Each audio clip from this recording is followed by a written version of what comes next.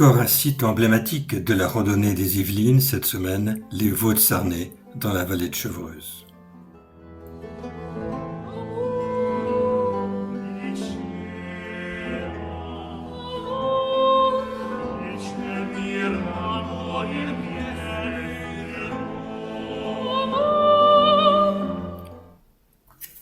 Il n'est pas 10 heures, il fait bon, mais il est prévu qu'il fasse chaud, alors prudence.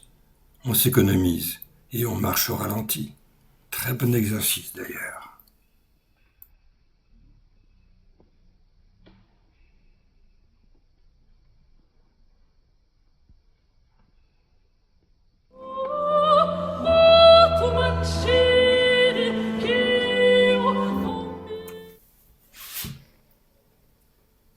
Oléa aussi a compris qu'il fallait s'économiser. Mais avec sa jeunesse et ses quatre pattes, son ralenti est nettement plus dynamique que le nôtre.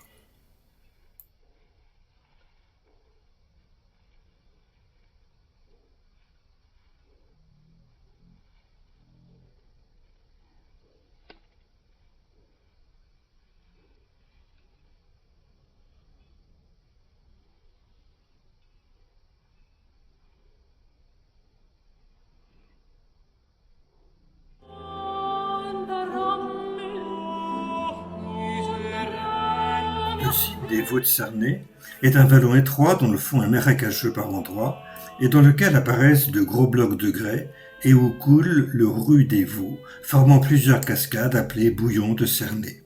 Les pentes escarpées du vallon sont couvertes de rochers et d'arbres. Le torrent, les bouillons, les rochers, les pentes escarpées donnent l'illusion de la montagne.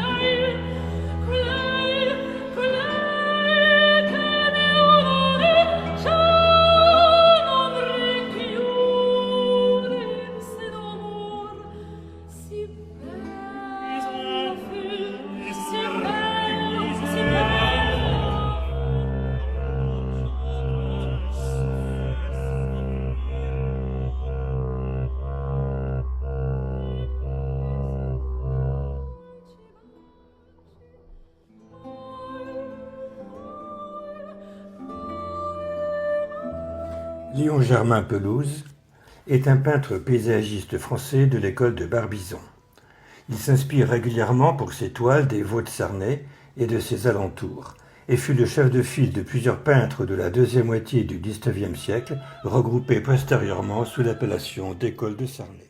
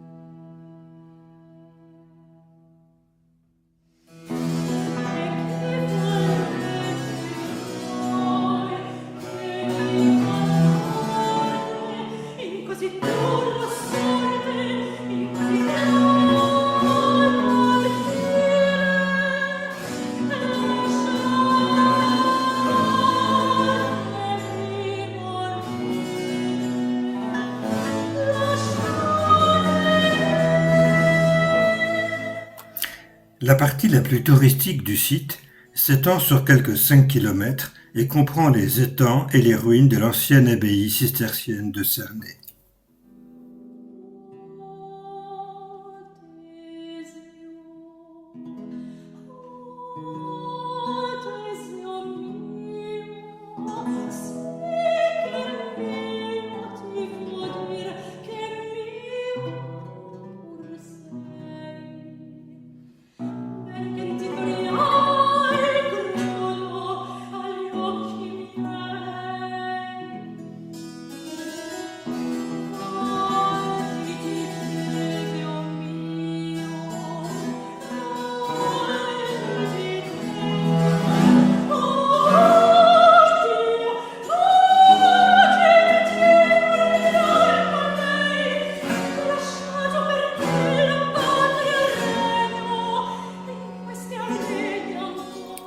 La création de l'abbaye cistercienne des Vaux-de-Sarney remonte à 1118. D'abord construite en bois, elle fut lentement érigée en pierre à partir de 1145. Au XIIe et XIIIe siècle, l'abbaye devient un centre de culture très important qui rayonnera jusqu'au XIVe siècle. À partir de là, le déclin commencera, où les guerres et les fléaux sévissent. En 1542, l'abbaye passe en commande, ce qui consommera lentement sa ruine malgré quelques embellis.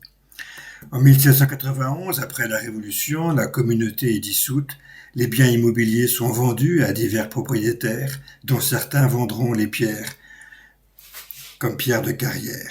La baronne de Rothschild rachète l'ensemble en 1873, ou ce qu'il en reste, et tente de le restaurer et de le consolider. En 1946, Félix Amiot, industriel cherbourgeois, y transfère ses bureaux d'études. L'endroit restera privé et secret.